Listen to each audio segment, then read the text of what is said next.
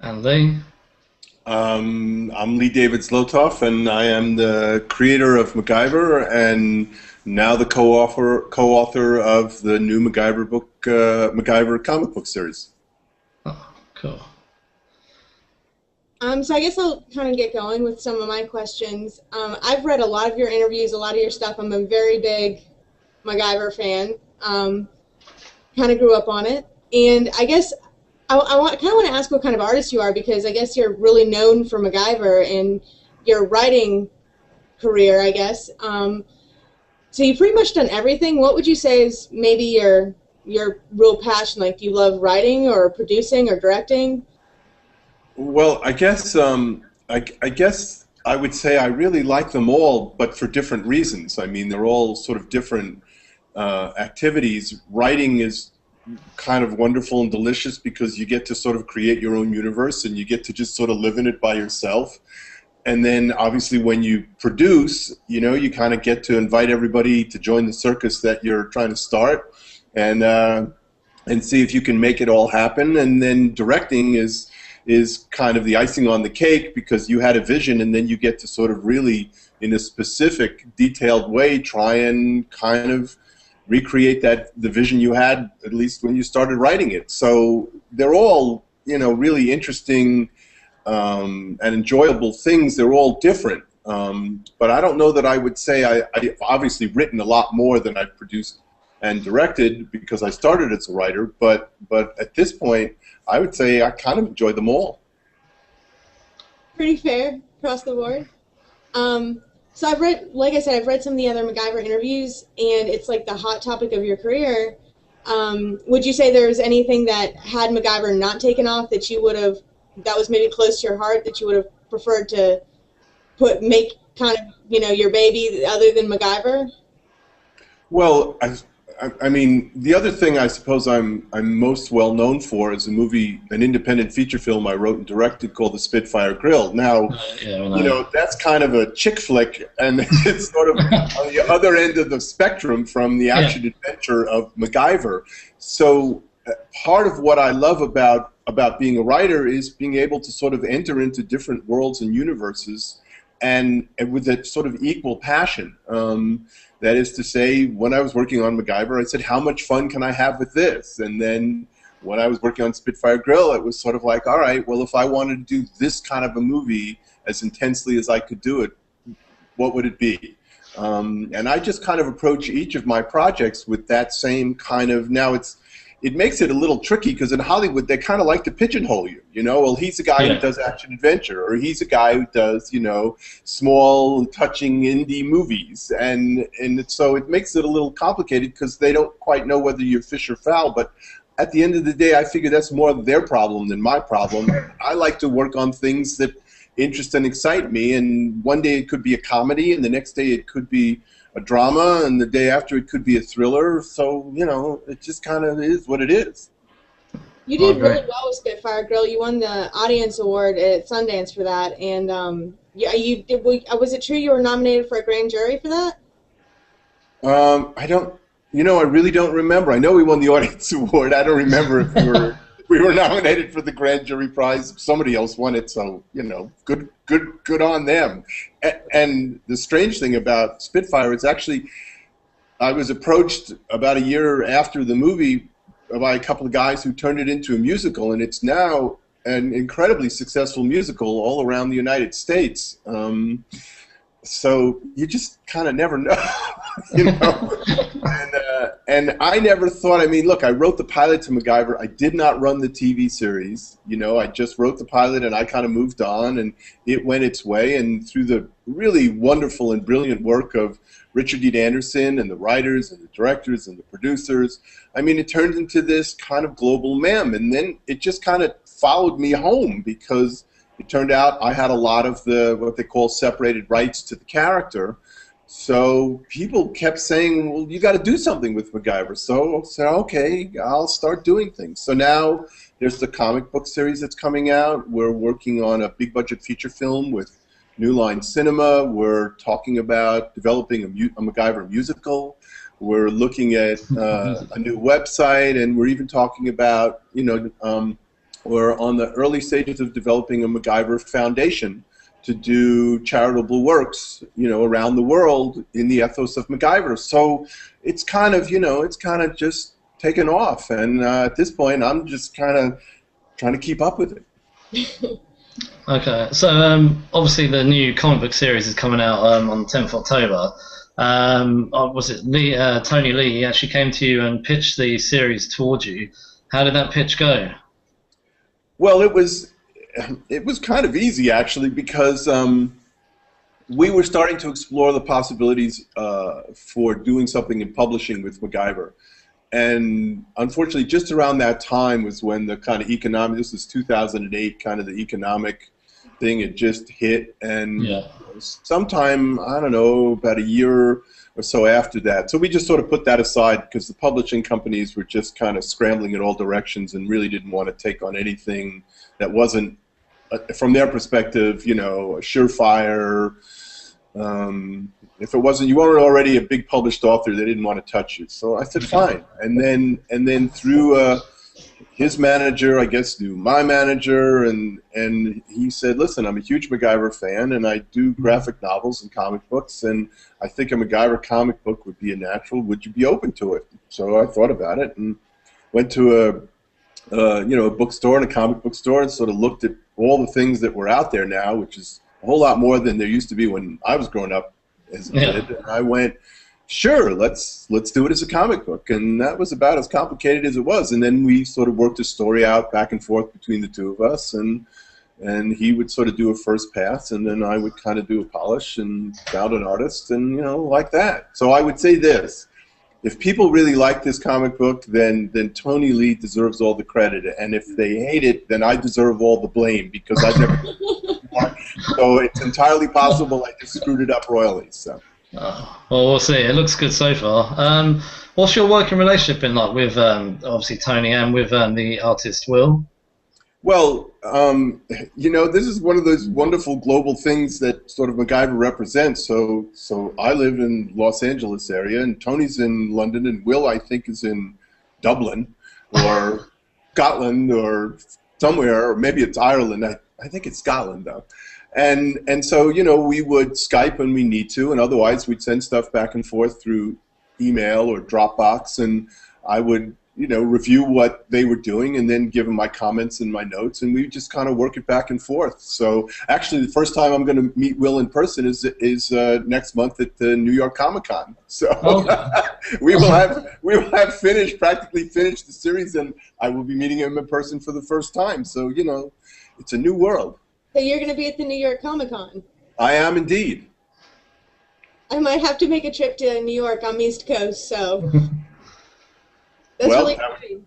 That would be great. You should come. I hear it's going to be a lot of fun. Obviously, this will be your first sort of comic book. Have you considered possibly any other comics, maybe non-MacGyver comics? Well, as a matter of fact, Image, who is publishing the MacGyver comic book, and I are discussing a new non-MacGyver comic book series to follow this one, and hopefully we're trying to nail down the artist we want, and hopefully we will announce that new series at New York Comic-Con. So the answer to your question is yes.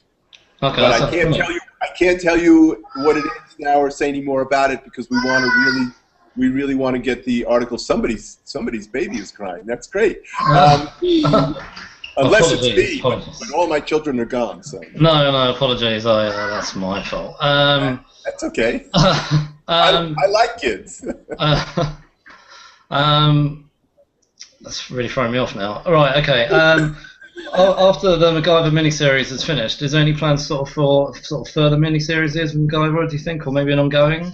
Oh, well, you know how that works, Mark. If it I know it depends on sales. If it sells well, we'll do it again. If it doesn't, everybody will go, well, that was nice, now do something else. You seem to have really enjoyed this process in the comic book. This is the first time you've been in print. Like, I've seen all your writing credits are screenplays, for TV series and movies and whatnot. How does it feel to be so much in the industry and then transition to this other part where you're actually seeing your words on a page? God, that's an interesting question. I guess the answer to that was it's great fun, you know. I mean, the way I have succeeded in my career is by embracing the projects that I think I'm really going to enjoy doing. And then if I really enjoy them, more often than not, when they get to the audience really enjoys them. So, you know, this was just great fun. And obviously, I wouldn't be contemplating doing another comic book series if I hadn't enjoyed this one. So, you know, and obviously we're looking at doing MacGyver on all. I mean, I'm helping to work on this musical. I've never worked on a musical before. Even though Spitfire got turned into a musical, I didn't really have anything to do with it. You know, the two guys who wrote the book and the music, you know, they would consult with me, but it was their project. So it's fun to try different things, you know. Oh, sorry, go.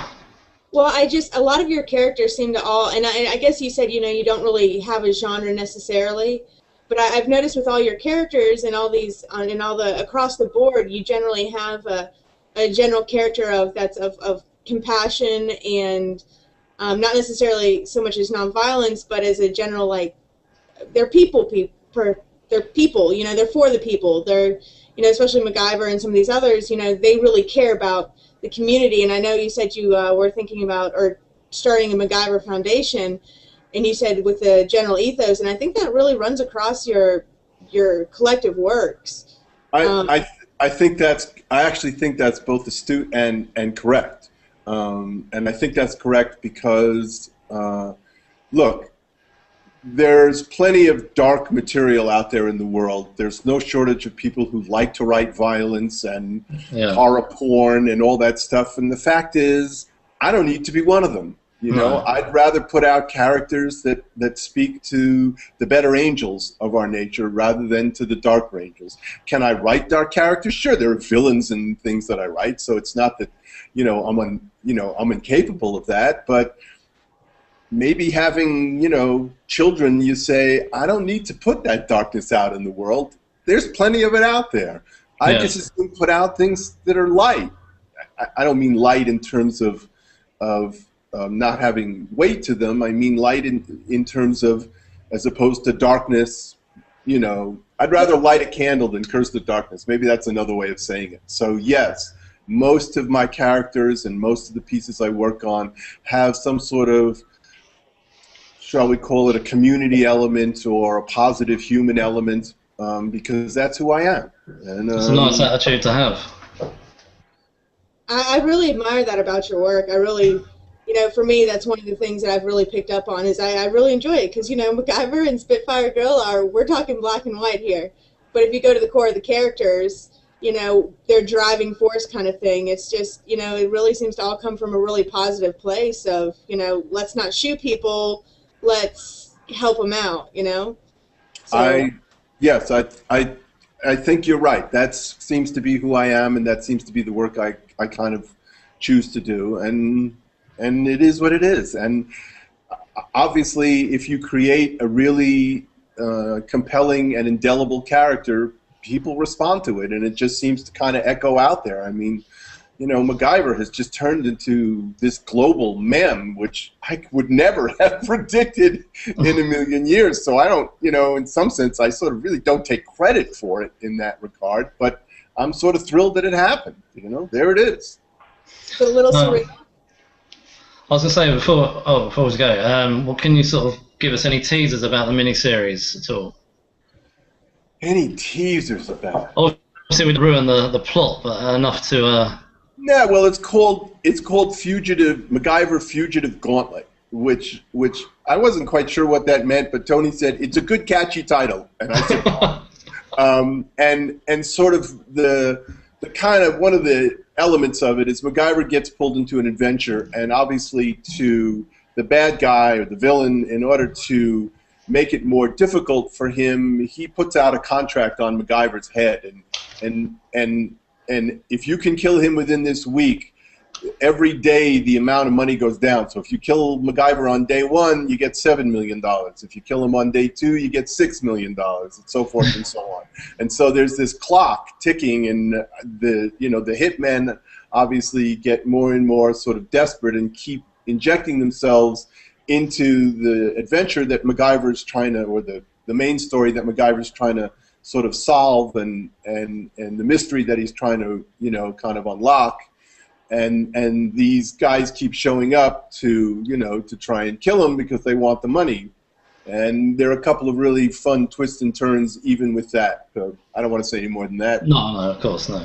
You'll know if you get even the first issue, you'll start to get the feeling of what's going on. So sounds good.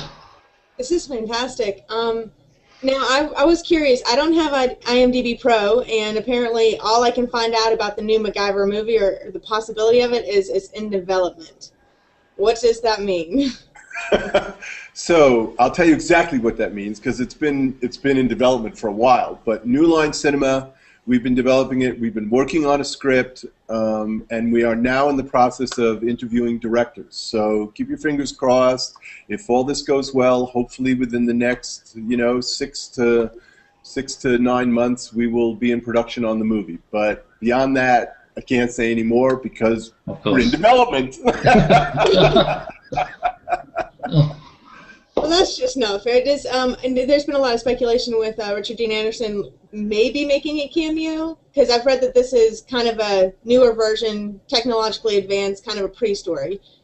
Is that right? So what I can say is that what we're hoping to do with this is what they call a contemporary creation story. So it's kind of how MacGyver became MacGyver, but it's set present day. Obviously, we're not setting it back in the 1980s when you know the original character started.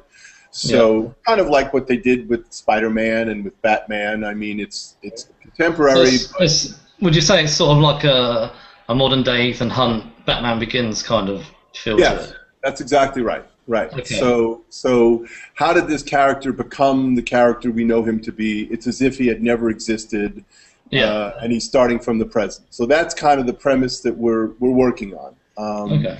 And as far as Richard Dean Anderson, you know, sort of, there's been conversation about that, and I'm in communication with Richard Dean Anderson and his representatives.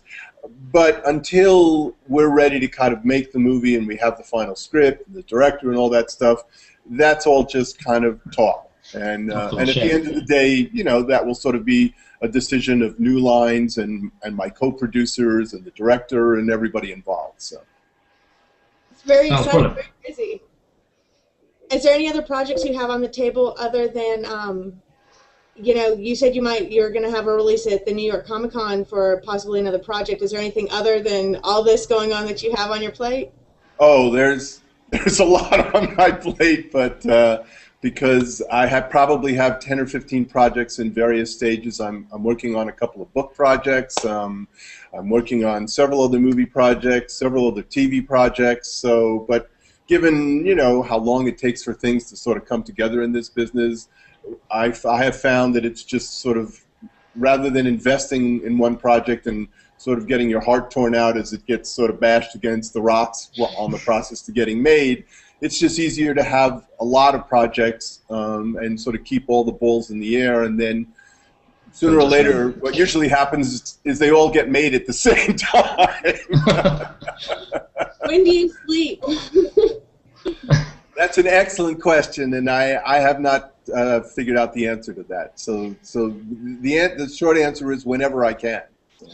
Okay. Well, we should probably let you go as you've got other calls to make. Well, I want to thank you for your time today. It's brilliant chatting to you. It was really great to meet you. Nice meeting you, and if you guys make it to Comic-Con, by all means, please look me up. I look forward that's brilliant. All right, take care. Thank you very much. You too. Take care. Bye. Okay. Bye.